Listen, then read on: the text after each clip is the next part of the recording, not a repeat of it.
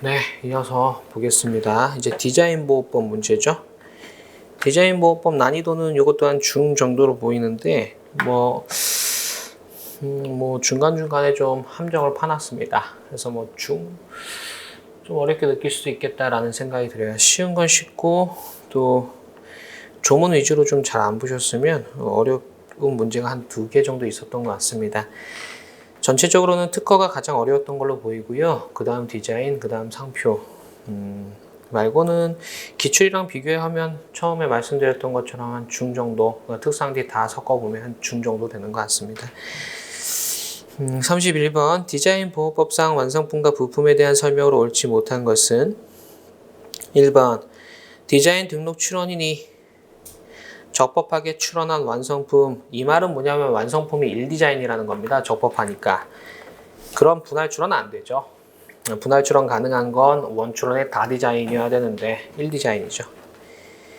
2번 완성품에 관한 디자인으로 출원, A 출원 후 그 디자인으로 출원, A 출원을 기본 디자인으로 하고 완성품에 포함된 부품에 관한 디자인을 관련 디자인으로 할 수 있는 경우가 있다.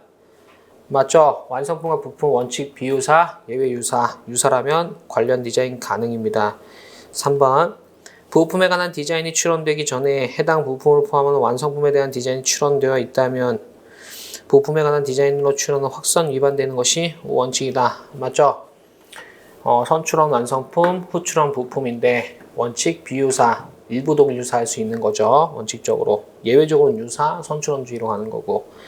4번 완성품의 일부 부품이 공지되지 아니한 경우라도 완성품 디자인이 창작 비용이성이 부정될 수도 있는 거죠.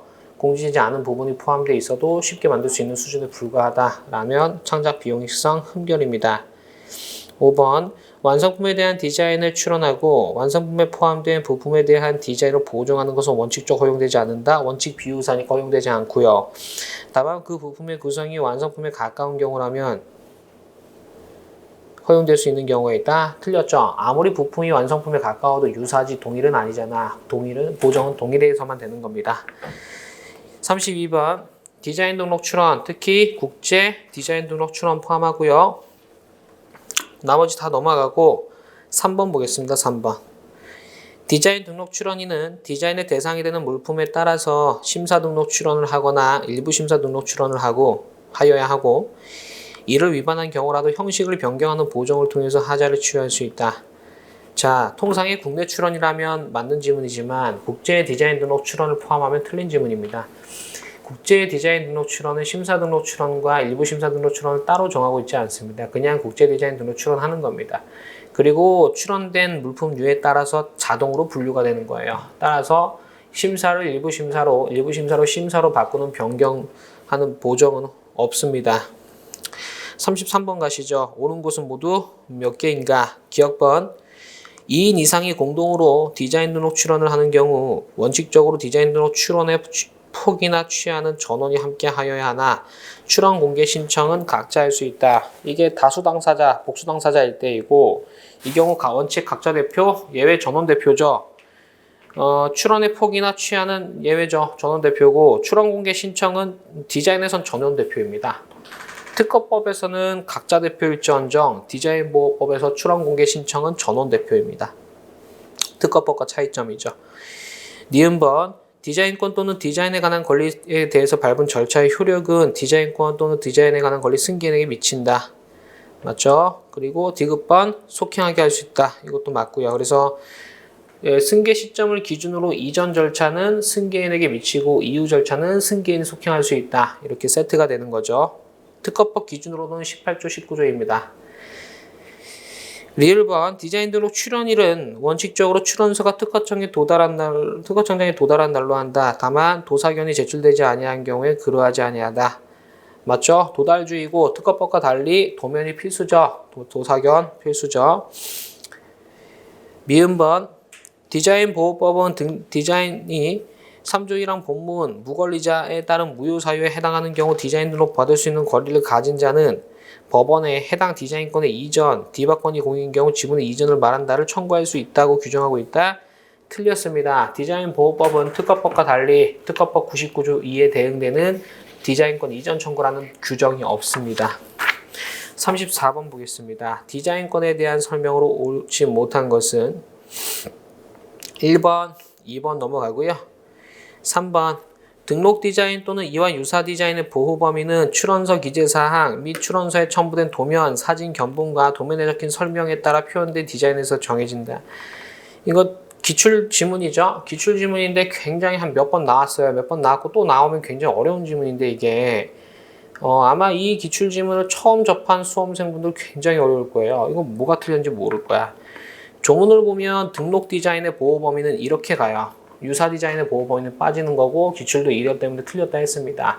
이해를 어떻게 해야 되냐면 등록 디자인의 보호 범위는 출원서 기재사항 등에서 따라서 정하여진다 이렇게 가는 거고 유사 디자인도 독점권 있잖아요. 이게 있습니다. 하지만 유사 디자인의 보호 범위는 출원서 기재사항 이렇게 따르는 게 아니라 등록 디자인의 보호 범위를 정한 다음에 그걸 파생시킨다라고 이해를 하셔야 돼요. 다 필요 없고 3번에서 유사 디자인 틀렸다는 겁니다. 조문과 다르다 이렇게 하고 넘어가시는 게 지금 시험 한 달 남은 시점에 가장 바람직한 거고요.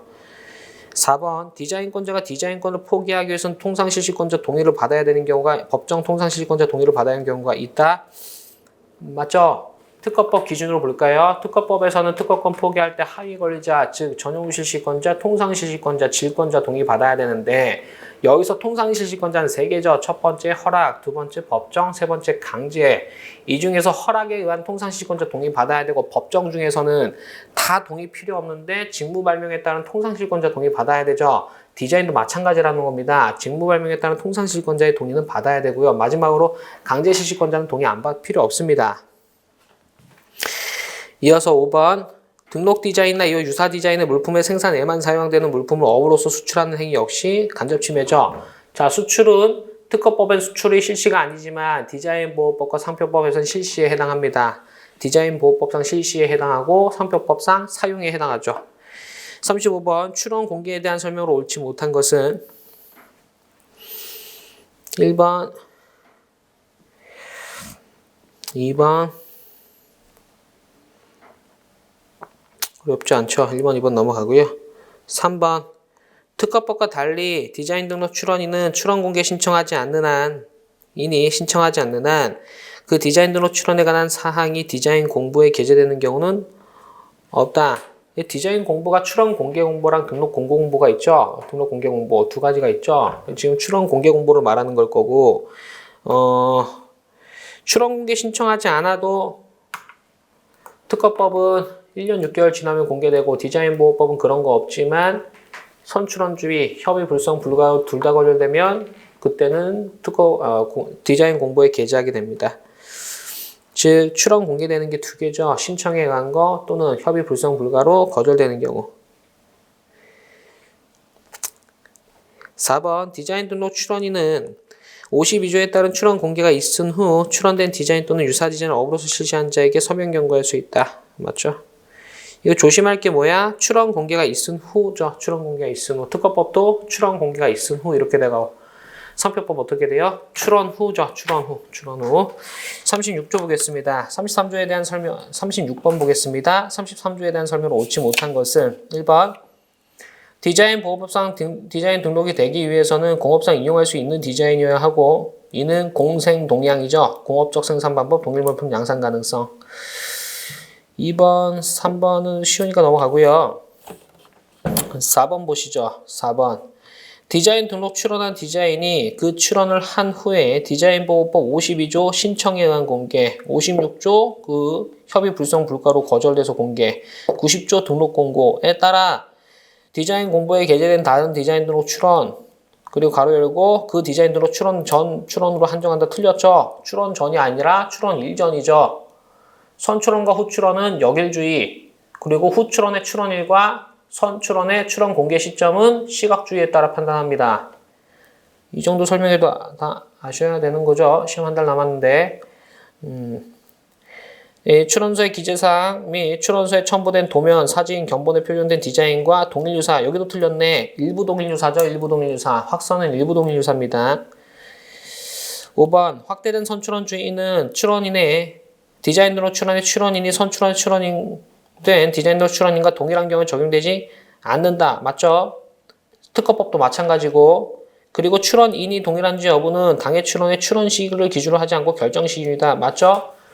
디자인보호법은 출원인이 동일인지 아닌지 다 확선 적용할 때 디자인보호법에서 출원인 동일 여부는 결정시 기준이야. 특허법은 출원시 기준이에요. 그거 잘 구별하시고.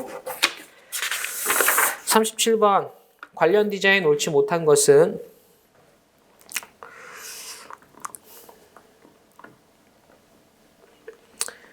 바로 가시죠. 뭐 1번, 2번, 3번, 4번 어려움 없어 보이고 5번 볼게요. 기본 디자인이 디자인보호법 52조에 따라 출원 공개된 경우라도 관련 디자인에 대한 디자인권자는 관련 디자인에 대해서 비밀 디자인 청구할 수 있다. 자, 기본 디자인이 출원 공개됐어도 관련 디자인은 비밀 디자인 청구할 수 있는 게 맞아요. 그런데 비밀 디자인 청구할 수 있는 사람은 디자인 등록 출원인이죠. 디자인권자는 비밀 디자인 청구 못해요. 왜? 비밀 디자인 청구할 수 있는 시기상 출원인만이 비밀 디자인 청구할 수 있어요. 디자인권자는 비밀 디자인 청구 못하고 연장 단축은 되겠지. 기간의 연장 단축. 그래서 틀렸고요. 디자인권자가 할 수 있는 게 아닙니다. 비밀 디자인 청구는.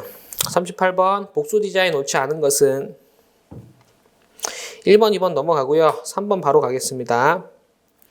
복수 디자인 등록 출원된 디자인 중 일부 디자인에만 보완이 필요한 경우에는 그 일부 디자인에 대한 절차 보완서가 특허청장에게 도달한 날을 복수 디자인 전체 출원일로 본다. 한편 심사관은 보완 명령을 받은 자가 지정 기간 내 복수 디자인 중 일부 디자인만 보완하지 않으면 전체를 반려할 수 있다. 전체를 반려할 수 있는 건 맞는데 주어가 틀렸다. 특허청장이 하는 겁니다. 심사관이 아니라. 나머지 어렵지 않고요. 39번 가겠습니다. 디자인보호법상 제도에 대한 설명을 옳은 것은 몇 개인가? 1번. 이건 뭐 어렵지 않은데 이 질문이 있어서 말씀드려요. 일단 읽어보죠. 디자인 등록 받을 수 있는 권리를 가진 자의 의사에 의해서 디자인이 공지가 된 경우 신규성 상실 예외를 적용받기 위해서 공지부터 12개월 이내 출원해야 된다. 이는 의사에 반한 공지도 같다. 디자인보호법은 의사에 의한 공지와 의사에 반한 공지를 따로 취급하지 않습니다. 특허법은 규정 자체가 좀 따로 돼 있긴 해요. 특허법 30조 1항 1호는 의사에 의한 공지, 2호는 의사에 반한 공지를 규정하고 있는데 디자인보호법은 함께 규정하고 있고요.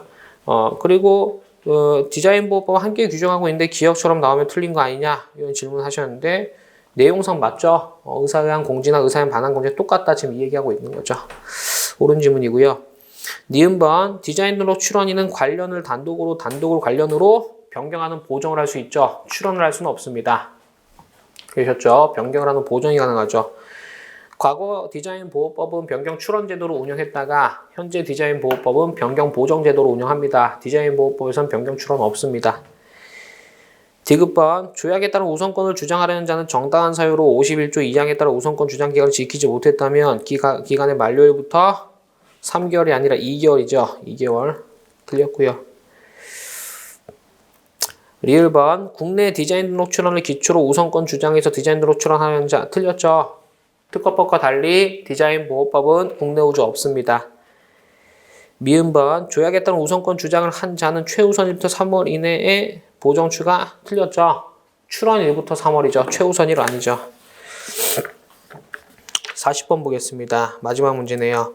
디자인보호법상 비밀 디자인 제도 옳은 것은 1번 출원인은 디자인권의 설정 등록일부터 2년이 아니라 3년이고요.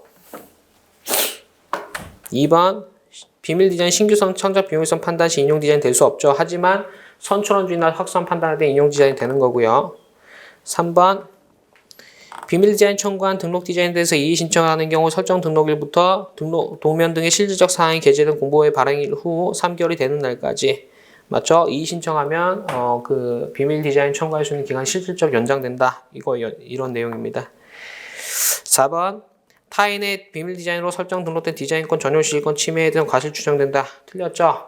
비밀 디자인이 아닌 다른 디자인 침해했으면 과실 추정되는데 비밀 디자인은 과실 추정되지 않습니다. 왜? 그 존재조차 알 수 없기 때문이죠.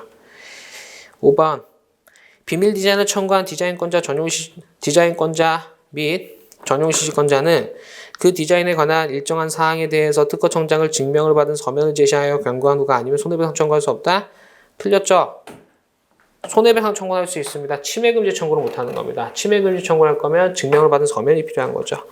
여기까지 보시고요. 그래서 디자인 보호법은 뭐 쉬운 문제는 쉬웠고 좀 까다로운 문제는 까다로웠는데 뭐 어렵지 않죠. 그래서 여기까지 보시고요. 우리 뭐 변리사 1차 시험 얼마 남지 않았습니다. 지금 오늘 제가 이 강의를 촬영하는 날이 오늘 수요일인가? 오늘 목요일이네요. 목요일이고 내일이 그 변리사 1차 시험 접수 마감일입니다. 종합반분들은 오늘까지 좀 인증샷 보내주셔야 되는 거고 접수했다고 간혹 접수 안 하시는 분들이 있어요. 큰일 나요.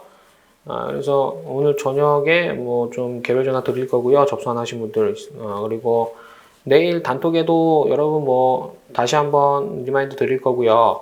오늘 종합반 아닌 단톡에도 제가 리마인드 좀 드리겠습니다. 그리고 제가 윌비슨 모의고사 하는 날 오전에 이제 설명하면서 모의고사 설명하면서 말씀을 드렸지만 제 유튜브 채널에 그 특허법 시행령 개정된 거 올려놨어요.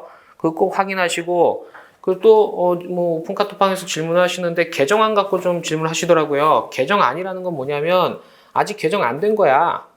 아니 그렇게 개정할 예정이다 이거예요. 이렇게 개정하려고 하는데 니들 괜찮아? 하고 물어보는 겁니다. 니들 괜찮아라는 게 이제 그 전문가들한테 물어보는 거죠. 이게 공표한 다음에 이렇게 해도 괜찮겠냐, 별 문제 없겠냐 이렇게 의견을 구하는 과정입니다. 개정안은 개정된 것도 아니고 될 거라고 확정된 것도 아니에요. 물론 개정되는 경우가 많지만 설령 개정되더라도 개정되자마자 개정되는 날 시행되는 게 아니라 보통 6개월 있다 시행됩니다. 그래서 변리사 1차 시험, 2차 시험 다 반영되지 않을 것들인데 너무 고민 많이 하시는 것 같아요. 그럼 지금 우리가 그런 고민할 땐 아니죠. 그래서 여러분들이 뭐 법령 자료라든가 이런 거 봤을 때 그냥 강사가 주는 것만 보시길 좀 추천을 드립니다. 뭐 이렇게 개정안을 찾으시는지는 이해는 잘 안 되네요. 찾지 마시고요. 필요한 범위. 그리고 우리가 시험 보는데 내가 보는 시험의 시험 범위가 어딘지를 모르는 건 말이 안 됩니다. 그 다 나오지 않습니까? 큐넷에 시험 공부에 다 나오잖아요. 뭐라고 나오나요?